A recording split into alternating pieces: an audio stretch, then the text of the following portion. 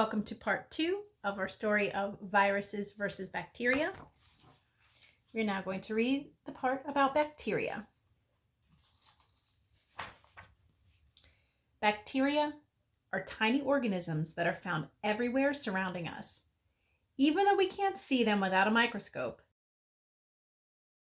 they can still be found on our skin, in the air, in the ground, in our bodies, and throughout all of nature. This is an illustration of a dirty hand. So that tiny little spot has all of this bacteria on it. Bacteria are microorganisms which are single-celled, and their cell structure doesn't contain a nucleus, which makes them unique, and most have cell walls, which are similar to cells of plants. They come in many shapes that include rods, spheres, and spirals. Some can even swim around with the use of their long tails known as the flagella. Others simply glide along or hang out. Can bacteria be dangerous? While most forms are not dangerous, some can be and make us ill. These are known as pathogens, which can cause diseases in plants and animals. Some types of pathogens are typhoid, fever, tetanus, leprosy, pneumonia, and food poisoning. And these are microscopic examples of different types of shapes of bacteria and viruses.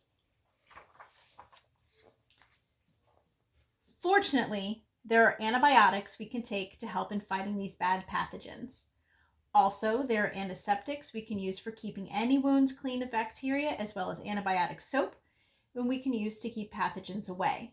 Like your mom always said, be sure to wash your hands. And this is an illustration of how to properly wash your hands. Use soap. You scrub palm to palm, the backs of the hands, the fingers, you interlacing your fingers like this. Your base of your thumbs. So what that's saying is to scrub in like that on each of your thumbs. Your fingernails, your wrists. Rinse your hands, then dry your hands. Are they all bad? Nope, not at all. Most bacteria can be quite helpful to help us and play a key role in the ecosystem of the planet as well as human survival. So if I went outside and took a sample of soil, dirt sample, we would find a lot of bacteria in there, but it's good bacteria. There's bacteria on my hands, there's bacteria inside of my body. This bacteria is really good for us. Helps us with digestion, it helps with our plants growing. So there are lots of good bacteria, but there are some bad bacteria. Bacteria in soil. Bacteria does a lot of work for us in the soil. One type, known as decomposers, break down the materials of dead animals and plants. While this might seem a bit gross, it is an important function and helps us get rid of the dead tissue and create soil. Ribosome bacteria is another type that works to fertilize the soil with nitrogen that plants need to grow. Think about in the STEM lab, we have our that green container with those different compartments. That's our worm farm, right? We take leftover food from lunch, maybe banana peels or apple slices, organic things that we don't want anymore. They're starting to rot. I put them in the worm farm, and the worms, our decomposers, break that down, and we have beautiful soil that we can use for our plants. Bacteria in our food. Yes, there's even bacteria in our food. While you might think that it's gross, they're not bad, and they're used to make foods such as yogurt, cheese, soy sauce, and pickles. So we use some of this bacteria to help produce our food. Bacteria in our bodies. There are several types of good bacteria that can be found in our bodies. One of the primary uses is aiding in the digestion and breaking down of the food we eat. Some bacteria also aid in our immune system by protecting us from organisms that might make us ill.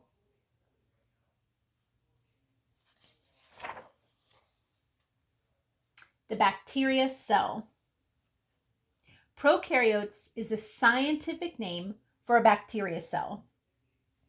They are considered to be a fairly simple cell, and since they do not contain a cell nucleus or have other specialized organelles. So here you see the anatomy of a bacteria cell.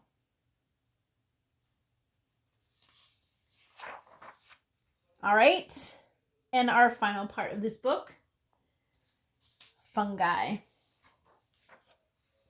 Fungi and organisms that are classified in their own kingdom, which means they are not bacteria, they are not plants, they are not animals. Fungi consist of complex eukaryotic cells similar to plants and animals, unlike bacteria, which consist of simple prokaryotic cells.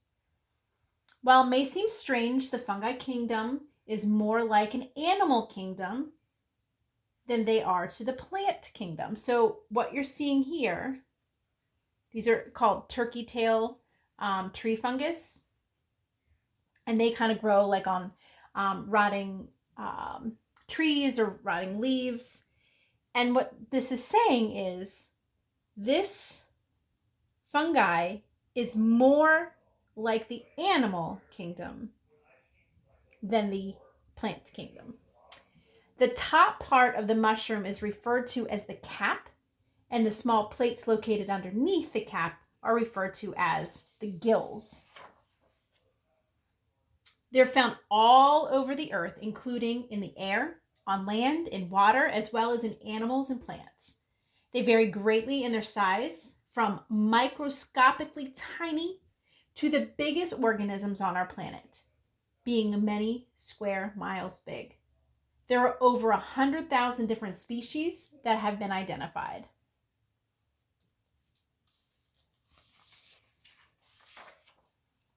How do they differ from plants? Well, at one time, fungi were classified as plants. There are two major differences. However, one, their cell walls consist of a chitin other than cellulose, and they don't create their own food, such as plants using photosynthesis. So the characteristics are, they are eukaryotic.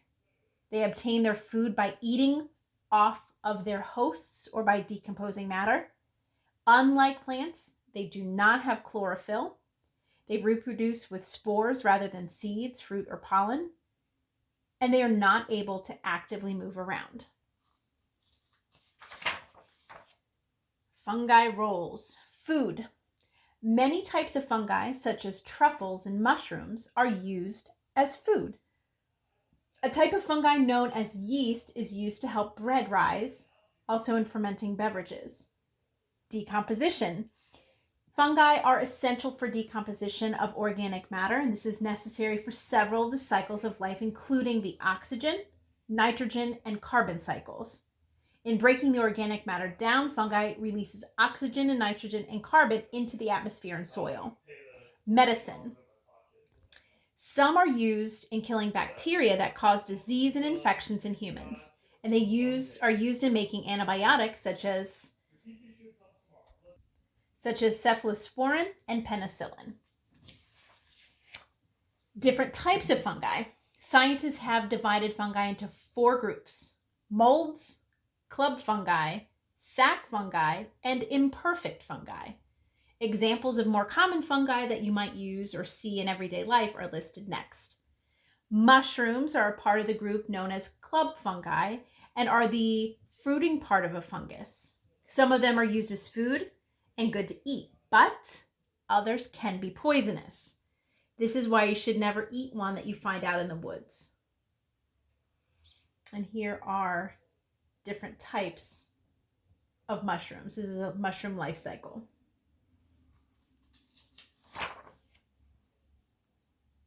Does that look appetizing?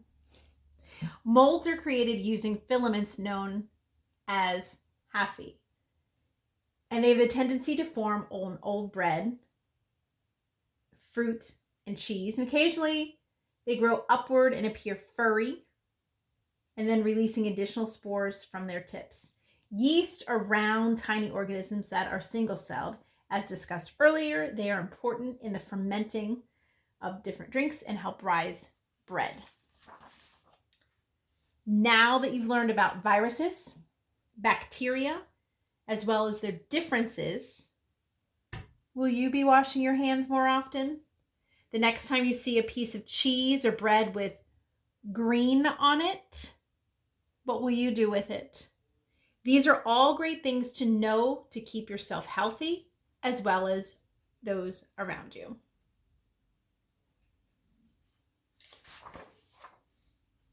The end.